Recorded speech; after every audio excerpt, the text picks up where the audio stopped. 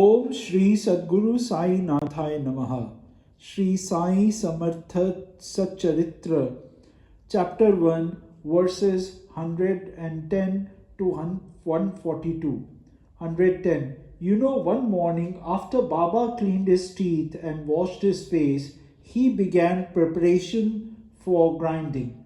111. He took in his hand a scuttle basket, went near the sack full of wheat, where it was stored, and heaped one measure after another of the wheat into the basket. 112. He then spread out a spare sack, placing the grinding stone on it, hammered the peg firmly into it so that it may not come off while grinding. 113. After rolling up his sleeve and gathering up the loose folds of his kafni, he sat down near the grinding stone and spread out his legs. 114. I was greatly surprised and questioned the purpose of this grinding by one who had no possessions nor any wherewithals. Why should he think of doing this? 115. May that be whatsoever. Holding the peg in his hand, with his head bent down, Baba with his own hand started turning the grinding stone and unhesitatingly turned out the floor as if crushing the inimical forces. 116. Many a saint I have seen, but none who was a grinder. He alone knows the pleasure and novelty derived from grinding wheat. 117. The onlookers were filled with awe, but nobody dared to ask him what he was doing. No sooner than the news spread in the village that men and women actually came running. 118.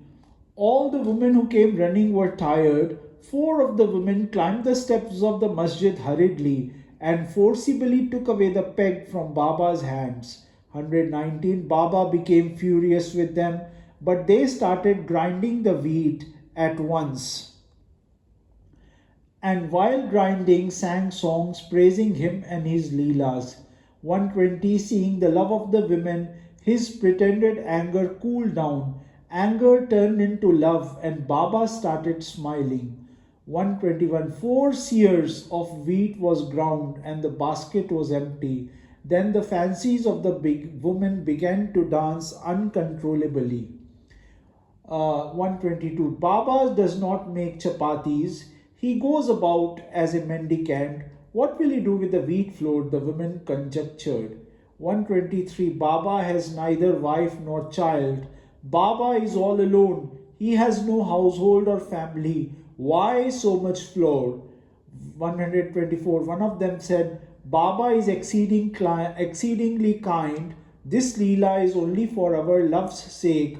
Right now he will distribute this flour entirely to all of us.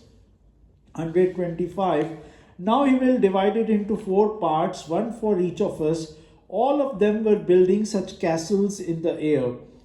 126. Baba's sport he alone knows. No one can gauge the extent of it, but the woman's greed to loot Baba arose. 127.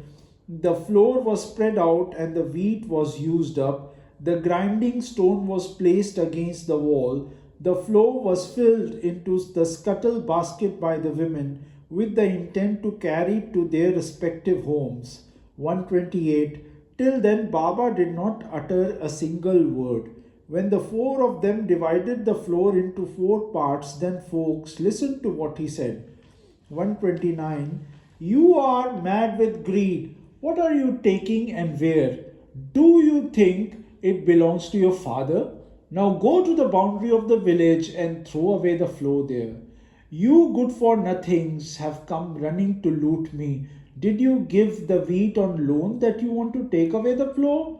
131. The women moaned and fretted among themselves quite a lot, felt disgraced because of their greed, began to whisper among themselves and hurried immediately to the village boundary.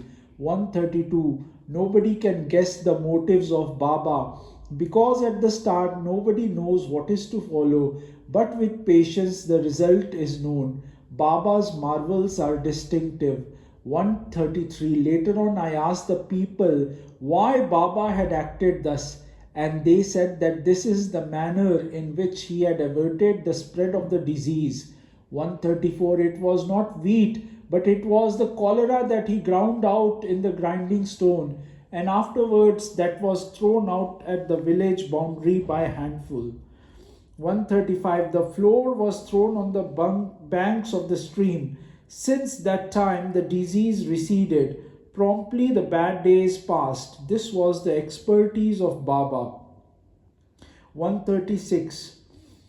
The village was affected by the epidemic of cholera for which Sainath had found this remedy.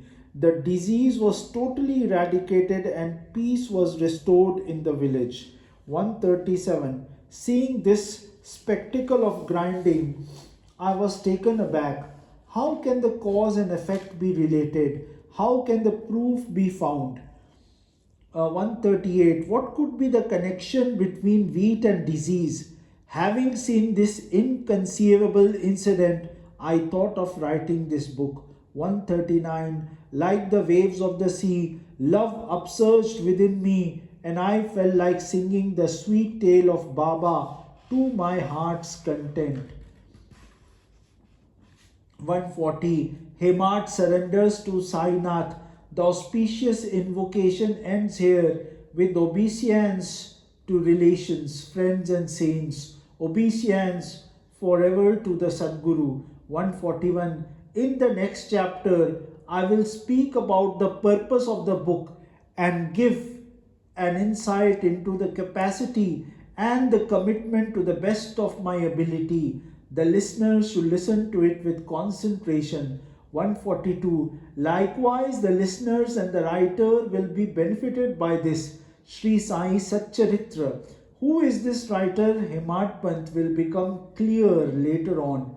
May there be well-being. This is the end of the first chapter named The Invocation of the Sri Sai Samartha Satcharitra, composed by the devotee Hemart Pant, impelled by the saints and the virtuous people.